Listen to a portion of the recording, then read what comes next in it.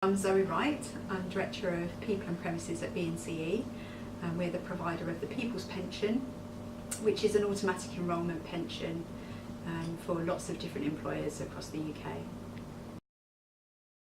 So we registered to become a living wage employer in 2014.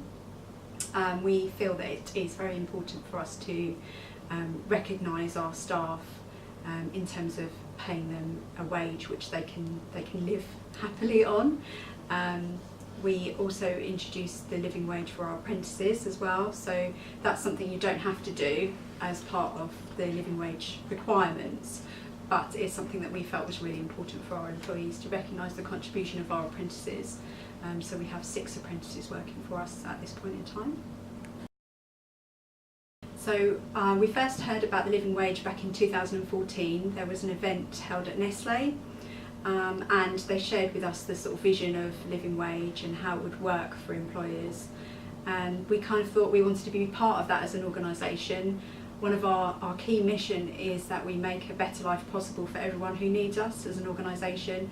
So it really resonated with us in terms of our values and the type of company that we want to be, the type of employer that we want to be.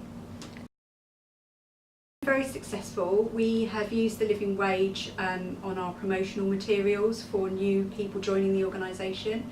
So we have it on our website for external candidates. We also share it with our new starters when they join the organisation so that they know what sort of business they're joining, what's important to us. We also got put forward for a living wage award last year for our payment of the living wage to apprentices, which is further recognition of the type of work that we like to do.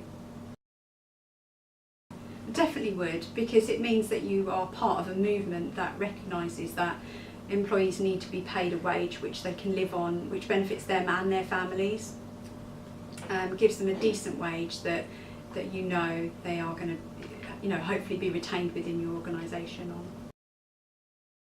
We first registered as a living wage employer in 2014, and as part of the application we needed to put together a action plan about how we were going to achieve that level of pay for all staff and contractors. So initially we budgeted for it, and we did it from the beginning of a financial year, which really helped us to plan to implement the change.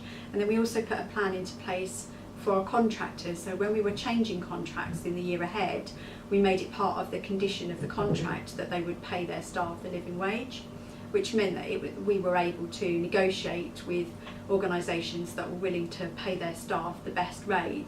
And actually a really nice story that I can think of is we had a catering company that were doing our restaurant in our head office site, and when we told those employees that they were going to be paid the living wage, which was going to be a big increase for them, one of the ladies in that area started crying. So it was so nice that she was that happy about getting a pay rise. It really meant something to her, so we were really pleased with that. It's really nice.